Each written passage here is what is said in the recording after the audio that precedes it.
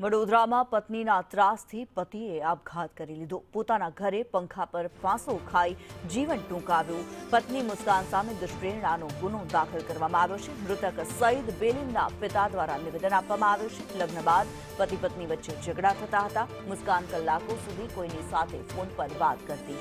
Call detail કઢાવતા અન્ય પુરુષના નંબરની શંકા ગઈ. દીકરાએ આપઘાત પહેલા મને વોટ્સએપ મેસેજ કર્યો હતો. પાપા, આ લોકોથી હું ખૂબ પરેશાન છું તેવું કહ્યું હતું.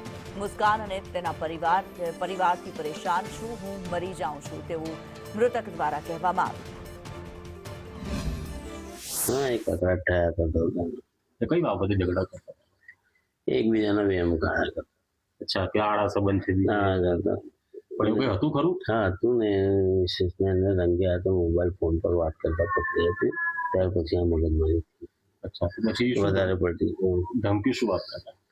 ધમકી તો વારંવાર એ તો ફરિયાદો કર્યા કરતા, એના પર ખોટો આરોપ લગાવ્યા કરતા. મેસેજ કર્યો તો કે આ લોકોથી હું કંટાળી ગયો છું ને હવે હું મરી જઉં છું.